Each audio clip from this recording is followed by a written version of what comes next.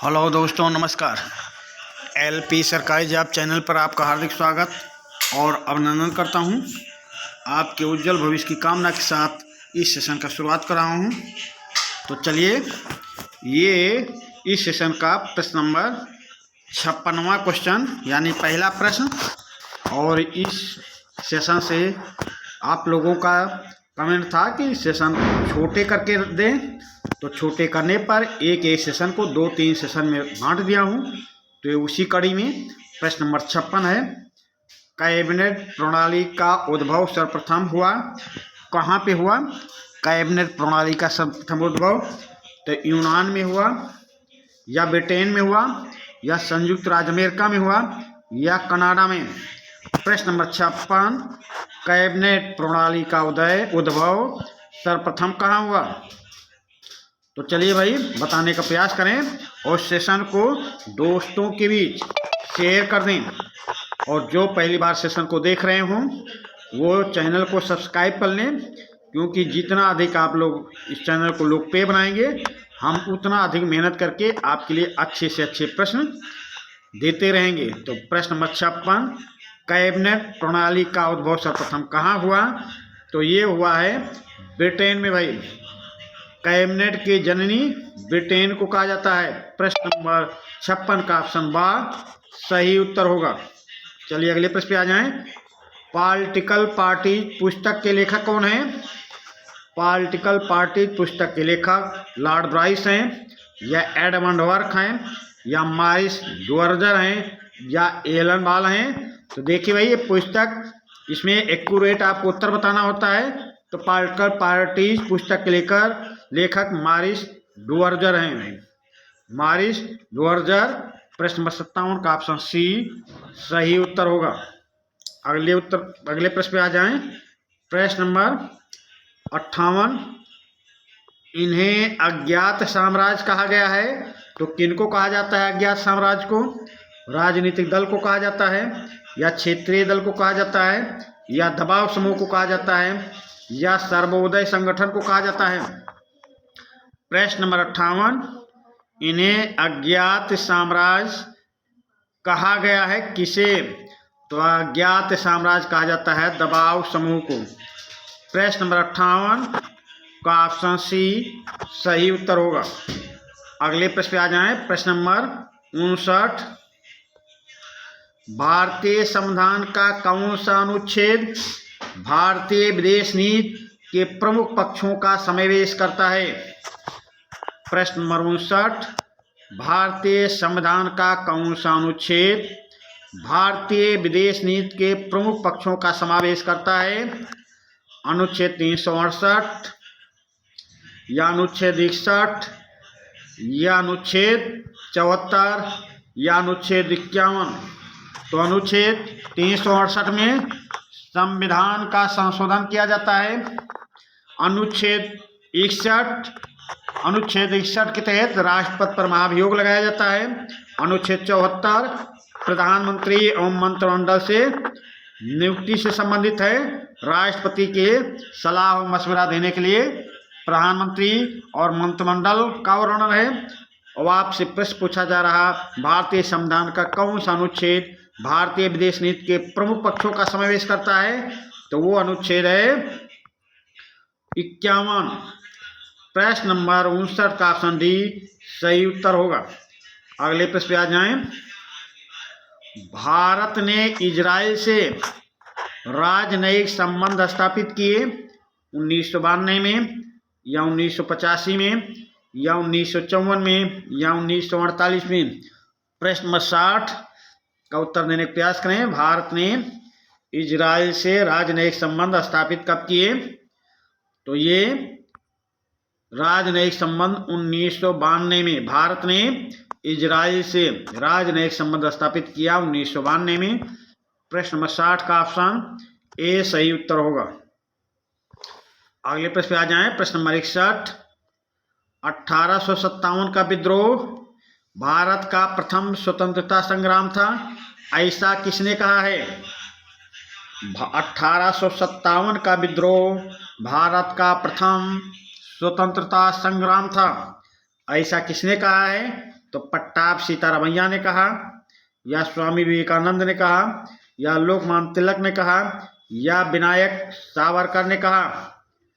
तो 1857 के विद्रोह का भारत का प्रथम स्वतंत्रता संग्राम कहने वाले वीडी सावरकर, विनायक सावरकर महोदय हैं। प्रश्न नंबर 61 का ऑप्शन डी सही उत्तर होगा। अगले प्रश्न पे आ जाएं। प्रश्न नंबर 62, इंग्लैंड के उस प्रधानमंत्री का नाम बताइए जिसने 12 फरवरी 1858 को भारत सरकार अधिनियम 1858 हाउस ऑफ कॉमन्स में रखा।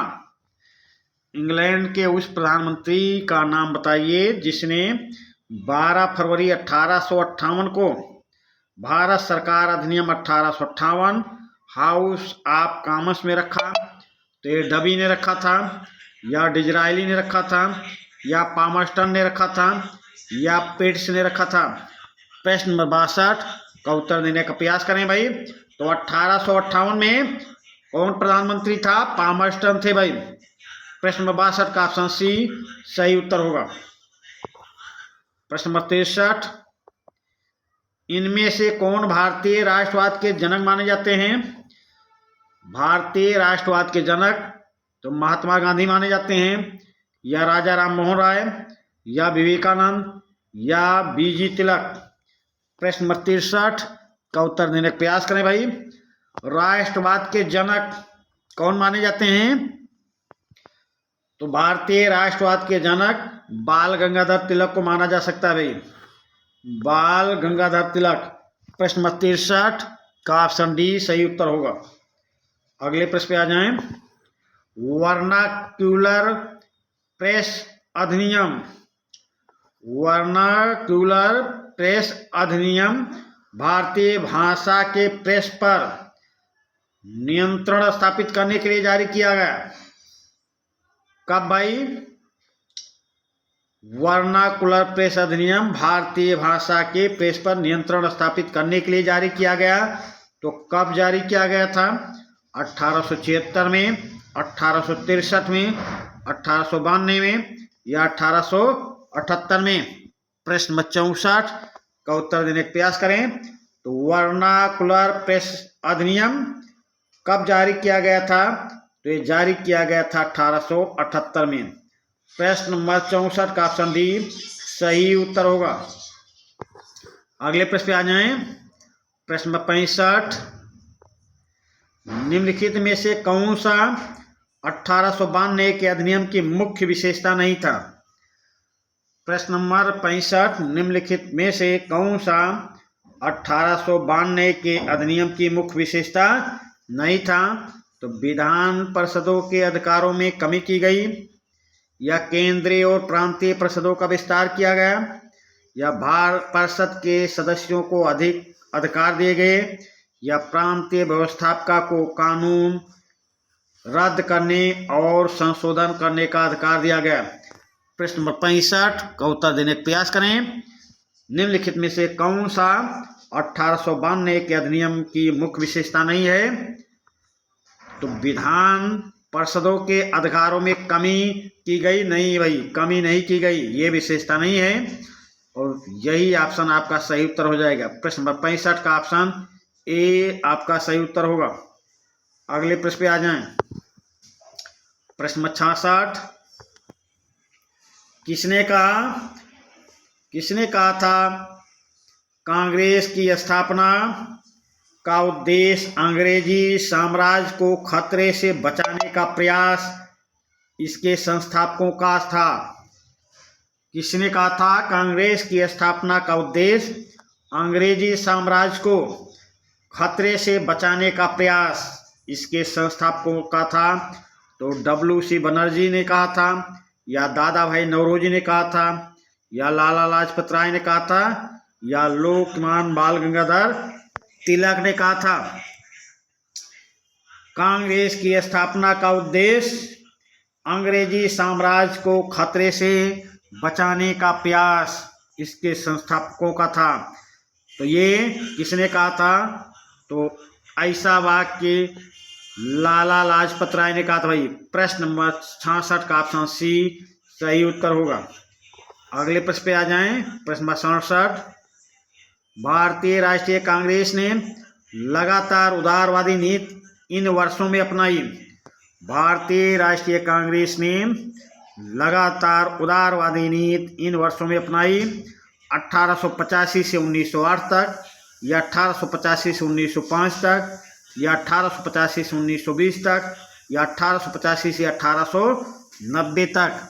प्रश्न नंबर 67 का उत्तर देने का प्रयास करें। भारतीय राष्ट्रीय कांग्रेस ने लगातार उदारवादी नीति 1865 से 1905 तक अपनाई गई। 1885 से 1905 तक अपनाई। भारतीय राष्ट्रीय कांग्रेस ने लगातार उदारवादी नीति 1885 से 1905 तक अपनाई। प्रश्न नंबर 67 का ऑप्शन बी सही उत्तर होगा। प्रश्न नंबर 68। निम्नलिखित में से किस श्रृंखला में केवल उदारवादियों का नाम है? निम्नलिखित में से किस श्रृंखला में केवल उदारवादियों का नाम है? तो ऑप्शन देखते हैं। एम.जी. रानाडे, गोपाल कृष्ण गोखले, बी.सी. पाल। भाई ये उदारवादी नहीं थे बी.सी. पाल। ये ऑप्शन कट गया। फिर एल राय, लाला लाजपत राय, ये उदारवादी नहीं थे, इसको यहीं काट दीजिए। फिर गोपाल कृष्ण गोखले, पी.सी. मेहता और दादा भाई नौरोजी। तो यहाँ पे डी ऑप्शन में तिलक है, काट दीजिए। सी ऑप्शन में सभी उदारवादी हैं, गोखले भी, मेहता भी, नौरोजी भी। तो प्रश्न नंबर 68 का ऑप्शन सी सही उत्तर होगा। अगले प्रश्न पे आ जाएं। प्रश्न नंबर 69। भारतीय संविधान में केंद्र और राज्यों के बीच शक्तियों का विभाजन आधारित है। भारतीय संविधान में केंद्र और राज्यों के बीच शक्तियों का विभाजन आधारित है। मंटो मार्ले सुधार अधिनियम 1909 के अनुरूप, या मोंटोग्यू चेम्सफोर्ड अधिनियम 1919 के अनुरूप, या भारत सरकार अधिनियम 1935 के अनुरूप, या भारतीय स्वतंत्रता अधिनियम 1947 के अनुरूप। प्रश्न नंबर 69 का उत्तर देने का प्रयास करें। भारतीय संविधान में केंद्र और राज्यों के बीच शक्तियों का विभाजन आधारित है। तो ये आधारित है भारत सरकार अधिनियम 1935 के अनुरूप। भाई ये भारतीय स्वतंत्रता अधिनियम पे नहीं चले जाना। ये भारत सरकार अधिनियम 1935 के अनुरूप भारतीय संविधान में केंद्र और राज्यों के बीच शक्तियों का विभाजन आधारित है। तो प्रश्न नंबर 69 का ऑप्शन सी सही उत्तर होगा। अगले प्रश्न पे आ जाएं। प्रश्न नंबर 70। किसने कहा मुझ पर जो लाठियों के प्रहार से घाव लगे हैं वो एक दिन ब्रिटिश साम्राज्य के ताबूत के कील बनेंगे? प्रश्न नंबर 70।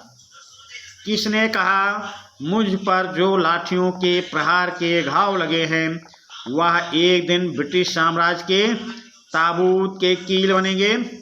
तो लोकमान्य तिलक ने कहा है, या लाला लाजपत राय ने कहा, या बिपिन चंद्र पाल ने कहा, या जवाहरलाल नेहरू ने? प्रश्न नंबर 70 का उत्तर देने का प्रयास करें। तो ये लाला लाजपत राय ने कहा था मुझ पर जो लाठियों के प्रहार से घाव लगे हैं वो एक दिन ब्रिटिश साम्राज्य के ताबूत की कील बनेंगे। प्रश्न नंबर 70 का ऑप्शन बी सही उत्तर होगा। अगले प्रश्न पे आ जाएं। प्रश्न नंबर 71। किसने कहा स्वराज उपनिवेशवादी सरकार नहीं है? किसने कहा स्वराज उपनिवेशवादी सरकार नहीं है और या किसी अन्य तरह की भी सरकार नहीं है? इसका अर्थ है अपने राष्ट्रीय जीवन की पूर्णता। प्रश्न नंबर 71। किसने कहा स्वराज उपनिवेशवादी सरकार नहीं है और यह किसी अन्य तरह की भी सरकार नहीं है? इसका अर्थ है अपने राष्ट्रीय जीवन की पूर्णता। तो भगत सिंह ने कहा है, या हरदयाल ने, या उधम सिंह ने, या अरविंद घोष ने? प्रश्न नंबर 71 का उत्तर देने का प्रयास करें।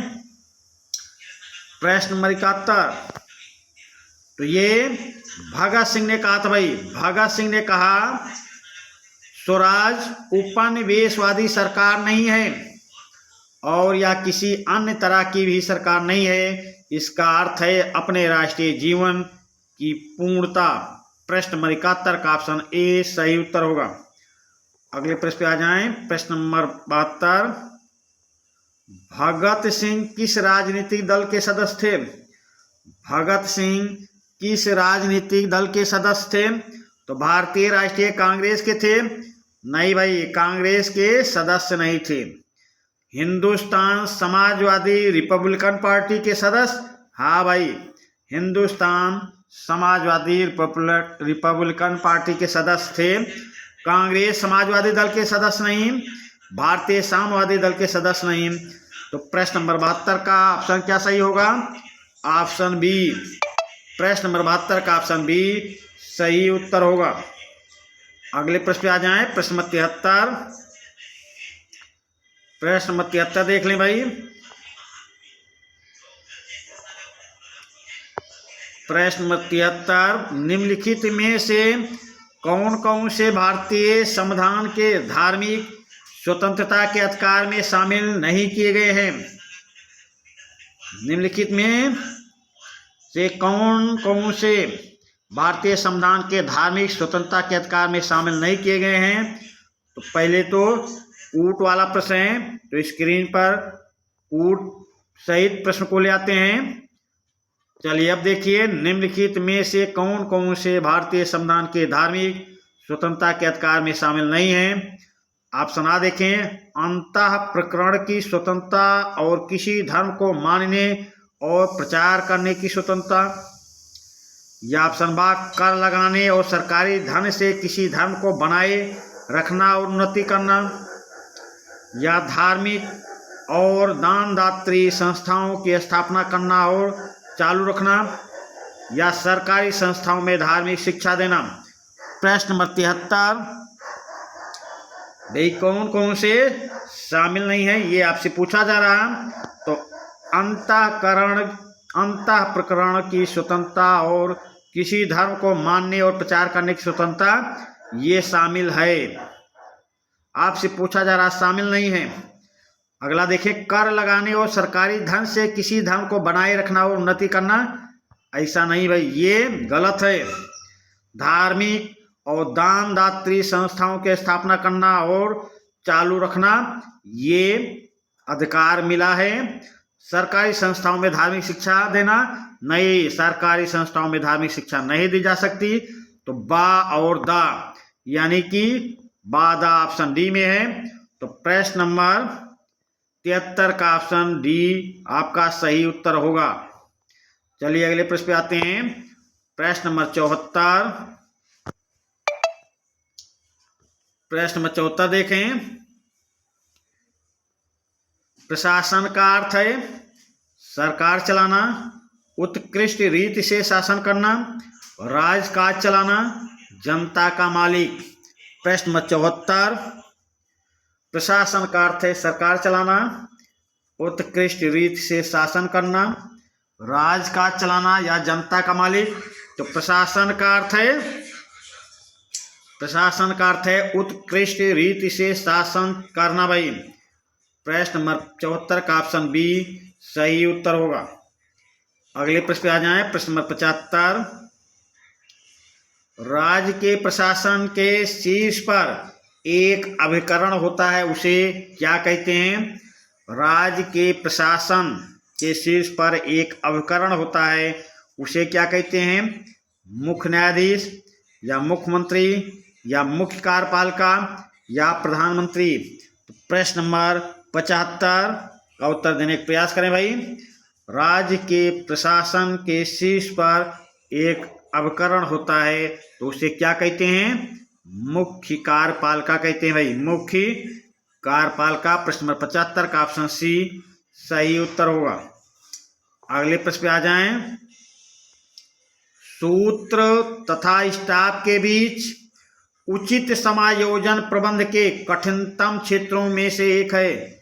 यह कथन किसका है? सूत्र तथा स्टाफ के बीच उचित समायोजन प्रबंध के कठिनतम क्षेत्रों में से एक है। तो ये कथन डिमाग का है या साइमन का है या बिलोबी का है या वाइट का है? प्रश्न नंबर 76 का उत्तर देने का प्रयास करें। सूत्र तथा स्टाफ के बीच उचित समायोजन प्रबंध के कठिनतम क्षेत्रों में से एक है। तो ये कथन कहने वाले हैं भाई, ये कथन है मार्शल डिमाग का। प्रश्न नंबर 76 का ऑप्शन ए सही उत्तर होगा। अगले प्रश्न पे आ जाएं। प्रश्न नंबर 77। प्रश्न नंबर 77 हॉवर्ड साइमन द्वारा प्रतिपादित निर्णय निर्माण प्रक्रिया का भाग नहीं है। हॉवर्ड साइमन द्वारा प्रतिपादित निर्णय निर्माण प्रक्रिया का भाग नहीं है। बौद्धिक क्रिया या संरचना क्रिया या प्रशासनिक क्रिया या चयन क्रिया? प्रश्न नंबर 77 का उत्तर देने का प्रयास करें भाई। हॉवर्ड साइमन द्वारा प्रतिपादित निर्णय निर्माण प्रक्रिया का भाग नहीं है। तो बौद्धिक क्रिया भाग है, संरचना क्रिया भाग है, चयन क्रिया भाग है। यहाँ पूछ रहा भाग नहीं है, तो भाग नहीं है प्रशासनिक क्रिया। तो प्रश्न नंबर 77 का ऑप्शन सी आपका सही उत्तर होगा। अगले प्रश्न पे आ जाएं। नेतृत्व संबंधी आकस्मिकता सिद्धांत का प्रतिपादन किया है, किसने किया है? नेतृत्व संबंधी आकस्मिकता सिद्धांत का प्रतिपादन करने वाले कौन हैं? हर्शे ब्लेनफोर्ड या रॉबर्ट हाउस या फिडलर या इनमें से कोई नहीं?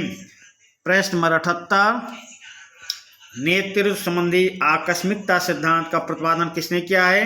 तो ये किए हैं फिडलर महोदय भाई, फिडलर महोदय। प्रश्न नंबर 78 का ऑप्शन सी सही उत्तर होगा। प्रश्न नंबर 79 निम्न में से कौन सा संघीय सिद्धांत भारतीय संघ में नहीं है? निम्न में से कौन सा संघीय सिद्धांत भारतीय संघ में नहीं है? तो संघ और राज्य सरकारों के बीच न्यायपालिका का विभाजन, या संघ और राज्य सरकारों के कानून और कार्य का निष्पादन के लिए अधिकारी, या अपनी इच्छा से कोई राज्य स्वतंत्र होकर संघ को समाप्त नहीं कर सकता, या संघीय सरकार कुछ राज्यों का निर्माण करके भारतीय संघ का नक्शा बना सकती हैं। तो चलिए भाई, इसमें कोड का प्रश्न है तो कोड भी देखते हैं। प्रश्न नंबर का कोड देखते हैं। तो प्रश्न नंबर 79 का ऑप्शन देखते हैं, संघ और राज्य सरकारों के बीच न्यायपालिका का विभाजन। तो भाई ये है संघ और राज्य सरकारों के कानून और कार्य निष्पादन के लिए अधिकारी, अपनी इच्छा से कोई राज्य स्वतंत्र होकर संघ को समाप्त नहीं कर सकता, या संघीय सरकार कुछ राज्यों का निर्माण करके भारतीय संघ का नक्शा बना सकती हैं। तो आपसे क्या पूछा जा रहा? निम्न में से संघीय सिद्धांत भारतीय संघ में नहीं है। तो ये नहीं है पूछा जा रहा। तो संघ और राज्य सरकारों के बीच न्यायपालिका का विभाजन भारतीय संघ में नहीं है। संघ और राज्य सरकारों के कानून और कार्य निष्पादन के लिए अधिकारी, ये भी ऑप्शन गलत है। ऑप्शन सा देखते हैं, अपनी इच्छा से कोई राज्य स्वतंत्र होकर संघ को समाप्त नहीं कर सकता, ये सही है। संघीय सरकार कुछ राज्यों का निर्माण करके भारतीय संघ का नक्शा बना सकती हैं, ये भी सही है।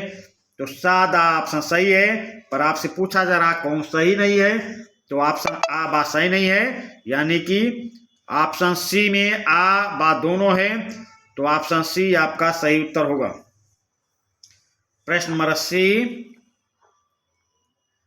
प्रश्न नंबर 80 देख लें। भारत में केंद्र राज्य संबंध इकाइयों की स्वतंत्रता के लिए सहायक नहीं है। भारत में केंद्र राज्य संबंधी इकाइयों की स्वतंत्रता के लिए सहायक नहीं है। 7वीं अनुसूची में 3 सूचियों के कारण या राज्यपाल के पद के कारण या आपातकालीन प्रावधानों के कारण या उपयुक्त सभी कारणों से। तो प्रश्न नंबर 80 का उत्तर देने का प्रयास करें। भारत में केंद्र राज्य संबंध इकाइयों की स्वतंत्रता के लिए सहायक नहीं है। तो 7वीं अनुसूची में 3 सूचियों के कारण, राज्यपाल के पद के कारण, आपातकालीन प्रावधानों के कारण, तो इस उपयुक्त सभी कारणों से सहायक नहीं है। तो प्रश्न नंबर 80 का ऑप्शन डी सही उत्तर होगा। अगले प्रश्न पे आ जाएं। प्रश्न नंबर 81, अंतर्राज्यीय परिषद की स्थापना की जा सकती है। अंतर्राज्यीय परिषद की स्थापना की जा सकती है संसद के द्वारा या राष्ट्रपति के द्वारा या राष्ट्रीय विकास परिषद के द्वारा या क्षेत्रीय परिषद के द्वारा। तो अंतर्राज्यीय परिषद की स्थापना की जा सकती है केवल राष्ट्रपति द्वारा भाई। प्रश्न नंबर 81 का ऑप्शन बी सही उत्तर होगा। प्रश्न नंबर 82, 1919 में वेल्स विश्वविद्यालय में अंतर्राष्ट्रीय राजनीति के पहले आचार्य पद को सुशोभित करने वाले कौन थे। 1919 में वेल्स विश्वविद्यालय में पहले अंतर्राष्ट्रीय राजनीति के पहले आचार्य पद को सुशोभित करने वाले कौन थे। फेलिक्स ग्रास या हेंस जे मार्गेनथाउ या जेम्स रोजनाउ या अल्फ्रेड जिमर्न। प्रश्न नंबर 82 का उत्तर देने का प्रयास करें भाई। 1919 में वेल्स विश्वविद्यालय में अंतर्राष्ट्रीय राजनीति के पहले आचार्य पद को सुशोभित करने वाले कौन से थे। प्रश्न नंबर 82 का उत्तर देने का प्रयास करें। तो ये थे अल्फ्रेड जिमर्न। 1919 में वेल्स विश्वविद्यालय में अंतर्राष्ट्रीय राजनीति के पहले आचार्य पद को सुशोभित किया था अल्फ्रेड जिमर्न ने। प्रश्न नंबर 82 का ऑप्शन डी सही उत्तर होगा। प्रश्न नंबर 83, गुट निरपेक्षता से तात्पर्य है।